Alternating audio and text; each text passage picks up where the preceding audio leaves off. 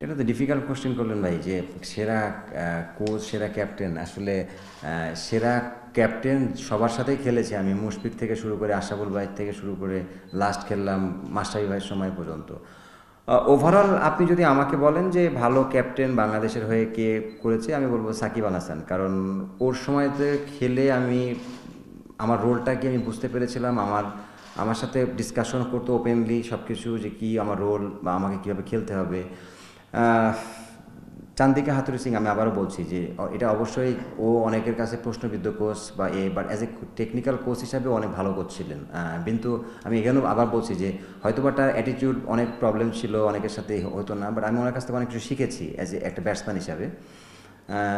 তো ওই দিক থেকে বলবো যে এই দুজন আমার আমার আমার মনে হয় যে আমার কাছে ভালো লেগেছে।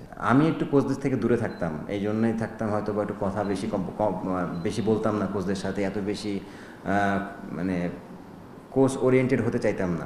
আমি সবসময় প্ল্যান ছিল যে আমি ভালো খেলবো, ওর সাথে কোনো কিছু যদি পজিটিভ কিছু নেয়ার থাকে আমি নিব, দ্যাটস ইট, এর বাইরে আমি কিছু চিন্তা করতাম না। এনজয় করেছি কুমিল্লায় যখন ছিলাম তখন তো কুমিল্লার ক্যাপ্টেন্সি অনেক এনজয় করেছি। কুমিল্লা আপনি জানেন যে অ্যাজ এ বিপিএল টিম হিসাবে ডেফিনেটলি একটা প্রফেশনাল টিম ছিল। ওই দিক থেকে আমাদের প্ল্যান ওয়াইজ সব কিছু ছিল একটা হাই কোয়ালিটি সব কিছু। তো ওই দিক থেকে অনেক এনজয় করেছি। ক্যাপ্টেন তো আমি কুমিল্লাতেই করতাম, আর এখন প্রিমিয়ার লিগে মোহামেডানের হয়ে করেছি। এই বছর হয়তো বা ডিফারেন্ট কোনো টিমে করব। তো এনজয় করি, খারাপ না, আসলে ভালোই লাগে।